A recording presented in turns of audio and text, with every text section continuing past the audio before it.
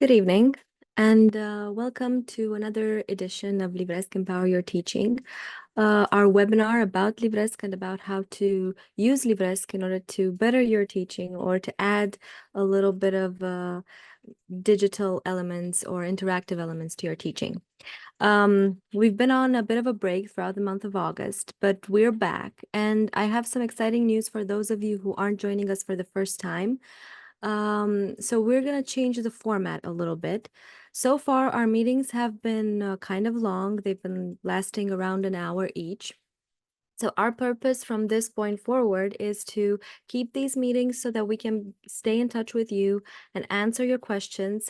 And also, we want to show you bits and pieces of LIVRESQ. So instead of giving you like a course like full on, a lot of information, sometimes overwhelming amount of information in one go in one video, we're going to divide these videos into smaller ones, half an hour at most. And in the first part, we're going to explain something. So we're going to show you how to do something or share some exciting news with you if we've had any recent updates. And in the second part, we're going to answer some of your questions because we keep getting emails and we keep getting questions in these registration forms from people who aren't able to attend because of time differences. And I think it's really important, and we feel it's really important that we have a means to address these questions in videos so that you can see exactly how to do certain things. Excuse me. So without further ado, I'm going to share my screen in LIVRESQ and show you the main topic of our discussion today, which, as advertised, is going to be about creating lessons starting from templates in LIVRESQ. So how do you start a lesson starting from a template? How do you use templates that are already available to you in our tool? When you open the author, this is the main page you see, and you can straight away create a new project, or you can go here under templates and browse through the templates that we have available for you. Now, some of them are templates for entire projects, and you know they're templates for entire projects because they're represented by the box. And some are templates for sections of a project. So if you want to work on a single section, you can use a template for a section. And this is represented by the icon of a page. If you want to create an entire lesson, the way we recommend you do it is starting to build from the entire project. So you look through the templates for an entire lesson at the boxes, essentially. You can do two things in this page here. You can either view the template or start using it. In order to view a template, we are going to use the single click action to select it. And then up here on the top bar, we go into view mode. This is one way. We can also double click the template. And we can get an idea. We can actually see in full responsive mode, so we can interact with the material. We can see what the template looks like. I don't like it. I'm going to close it. Select another one. This time I use double click. I found another template. This is in Romanian. And another one for medical related courses. I can exit this as well. If I want to see their entire titles, because this was requested as well, the fact that we're not able to read through the title unless we hover over, we can change the view of the templates. So instead of having them, instead of having a grid view, we can have a list view. And this makes it easier to look at the title and maybe remember the name of a template so we can use it again. Same thing, single click, view mode. And if we want to use that template, then we select it. So right now this one is selected because I've used single click on it. And then we click on use. Once we click on use, what the platform will do is duplicate this template in our own resources.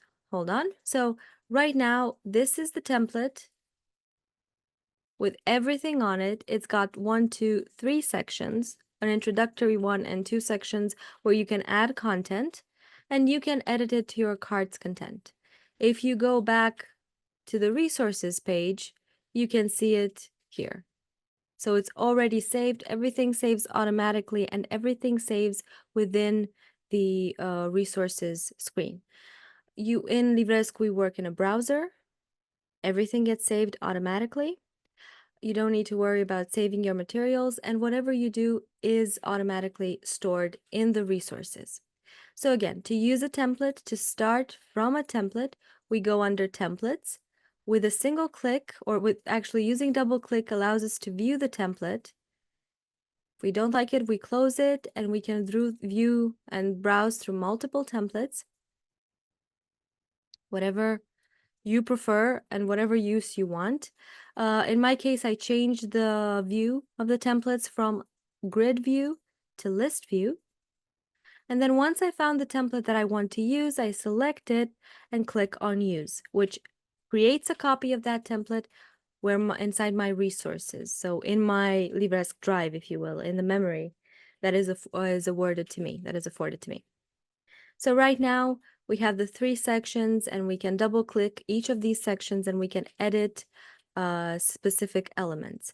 And you have a lot of templates. You might have seen that the list is quite extensive. You can browse through a lot of templates. Once you have created a copy of that template, the same principle applies if you want to, and this is one of the basic principles of LIVRESQ, if you want to edit any item, you double click it. So if we wanted to change the course name, we double click the course name, and then we have the possibility to edit this text. If we want to change this picture, we will double click the image. We have a button to change it, and we can browse through stock images or add an image from our own computer and change it. Everything can be changed. If you want to add new elements, all you have to do is drag and drop an element from the left-hand side. So these are the main things you can do. Very easy. It's all these templates. For instance, I've just added a video. I take it from the content and I add it inside my lesson. Everything is easy to use. If you use a template, it's completely free, and it works with free LIVRESQ accounts. You don't need to worry about that. It can take just a few minutes to create a lesson. You're just changing things instead of building a lesson from the ground up. So this is how it's used. Any section I can edit, and I can essentially choose one of all of the available templates that are available to me. You can even copy and paste from different projects. Now that we've got that covered, because I did say that I'll keep my explanations brief, just so, and this time it was just to give you a starting point, something that you can work on, something that you can create an account, a LIVRESQ account right now, and you can do in under 5 minutes. The same thing going under templates, duplicating, and voila, you have a project, you have a template, you have a bit of a lesson. I'm going to go to my questions list, because we do have 3 questions for today. But by the way, if you've joined us on Zoom, or if you're watching us live on Facebook, or if you're watching a recording of this and have any questions either related to templates or to anything else regarding LIVRESQ, we are here to answer that question and show you how it works. It's the easiest way with an online tool to actually get to show the user how to do something with that tool. So the first question that I'd like to answer that someone asked in the registration form is, how do I add images to an accordion? Now, an accordion, and we have one right here, this was not rehearsed. It so happens that we have an accordion here, is a tool that allows us to hide information. It's an interactive way, and I'll go into preview right now to show you what it looks like. It's an interactive way to show text or any other type of information. And I mean any other, when I say any other type of information, it's not really that big of a possibility, but another thing we can add instead of text here, so titles, we click on the title or the plus button and we open up, we reveal more information. We can add images either to the content or the title of my accordion frames. So if I go into edit mode and I do that by double clicking an accordion, then in any of these items, so I have free items here, I can add images just by clicking. I get to this text editing menu, and here I also have the possibility to add an image.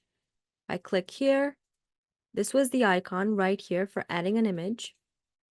I've already added 2 images, by the way. Once you click it once, it's added an object to your text. So I click on image, add image. Again, I have the 2 options. I can either upload a file from my computer or choose one of our stock photos. We have lots and lots of stock photos. You can browse the 3 different sources with a lot of results. It's up to you to find the term you're looking for. So I'm just going to pick a random image. This looks very autumny, and it's rainy today in Bucharest. It feels, or it rained earlier. It feels a little bit like autumn. So right now I've integrated an image for the title. I can add some advanced configurations. For instance, I can make this image smaller. I'm just going to change because it would make much more sense for it to be smaller, even smaller than this. And then I've added an image to the title of my first item in my accordion. But I can add an image here as well into the actual content. I deleted the text.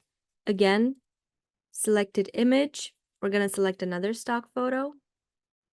We're going to select medium. We don't need a larger image. I'm going to move it to 100 and to change the size to 150 pixels again. And right now, if we return to our section by clicking up here, you can see that the first item of my accordion, the first line of my accordion, is now an image that I can click on. If we go into view mode for the entire section, right now we have the image, and if I click on it, I reveal an image. So I haven't really shown you a use case. I've only shown you how to use this, but of course it's up to you. For lessons for smaller children, you can have a word and then show the picture of it. You can have icons here if you're building maybe corporate courses or if you're building more advanced courses. So it's up to you on how you add and how you use this feature. But the good news is that you can add images to any part of the accordion. You can also add mathematical formulas. From here, you can add a table if you wish, links, and any other type of content that can be added through here. And also, if you know HTML, if you're familiar with HTML or CSS, you can go into source and you can configure how that image is displayed or maybe more advanced settings there. Once you've added the image, if you want to edit it, double click it, and you have access to all of these features, the advanced features that allow you to change its size, to add borders to it, to align it in different ways, as opposed to in relation to the text. And I hope sort of this answered the question about images in accordions. As a pro tip, if you will, generally wherever you can add text in LIVRESQ, you can add an image in the same way, because this is the text editing menu and it contains the possibility to add all these things as well. So images, tables, formula, and you can also access the source. Now, the second question that I want to answer very quickly is, how do I trim a YouTube video? And this, I want to sort of offer a disclaimer before I start answering this question. We're not actually trimming a YouTube video per se, because we're doing this in LIVRESQ. So we're learning how to trim the embedded video. So how much of a video we've embedded from YouTube. We're not working on the actual video. And I will very quickly show you how this works in LIVRESQ. So if I want to add a video, and for this, I'm just going to add a video randomly in my project, I dragged and dropped the icon of a video, and to double click it, all I need to do, and to edit it, sorry, all I need to do is double click. I was trying to log in very quickly into YouTube to get a link that we can add. So we're going to add a link to one of our webinars, the longer type, where we used to speak for a longer period of time. I go to change video. I enter the YouTube address here and then click apply. And right now I've embedded a 41-minute YouTube video. So this is quite long. Maybe I don't need to see it all. I just need a bit of it.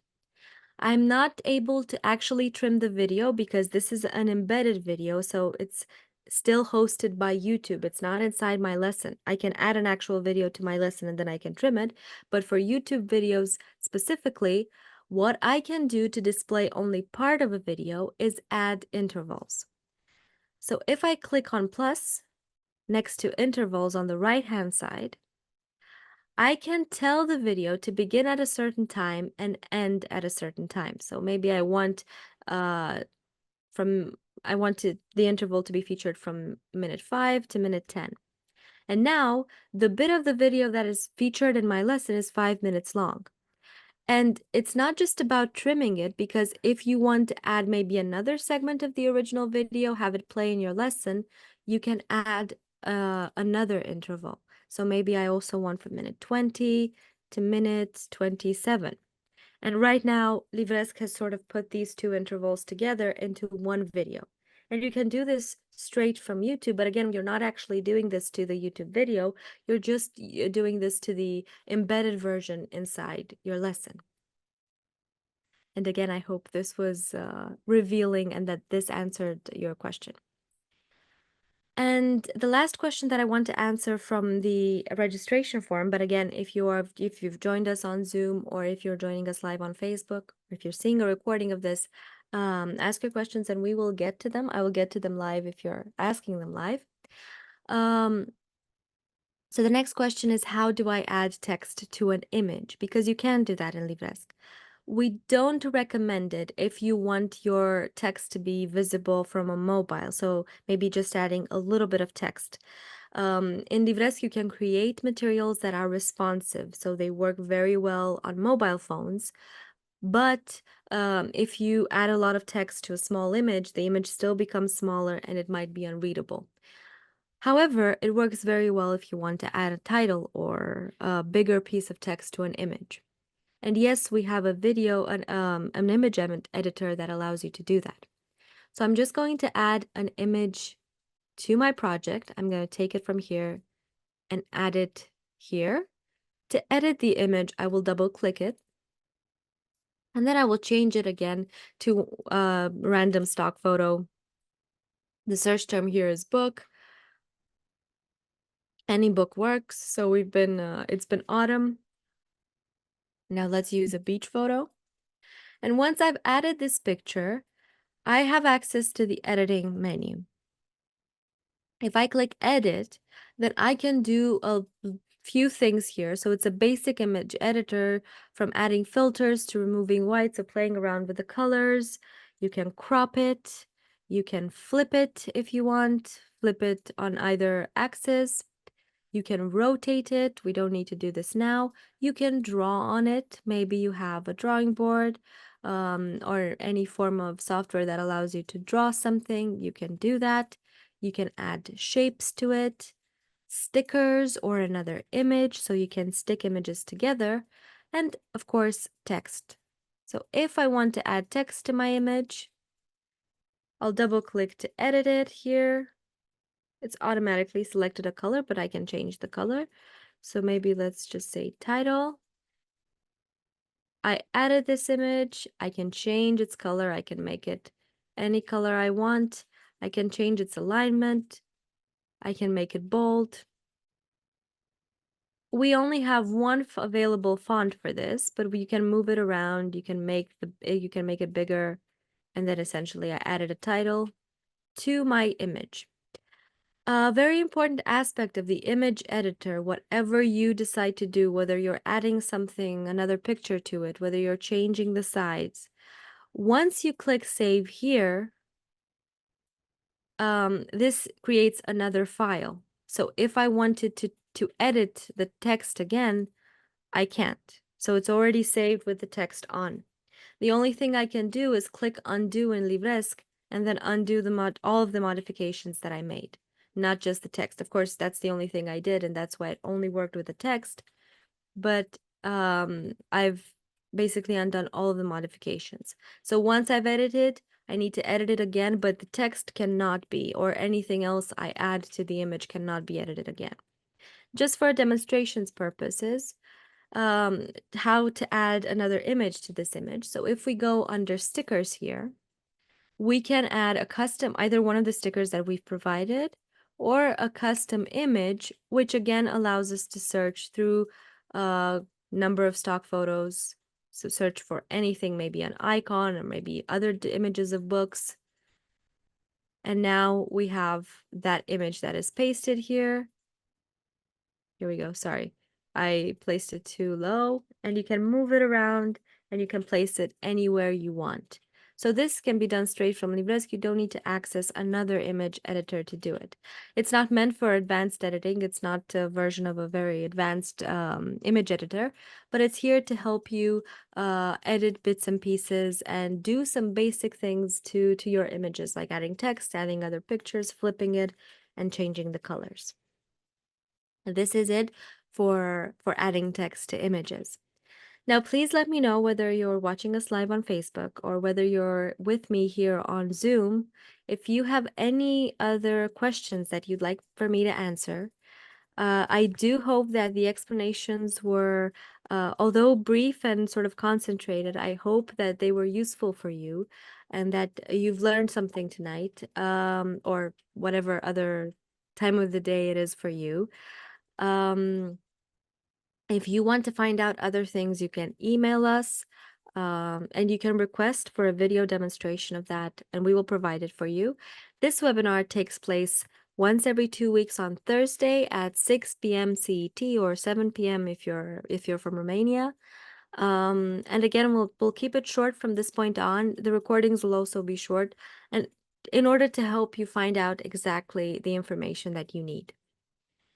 Thank you so much for joining me tonight. It was really nice to see you, especially after our month-long break. I hope you've had a lovely summer as well.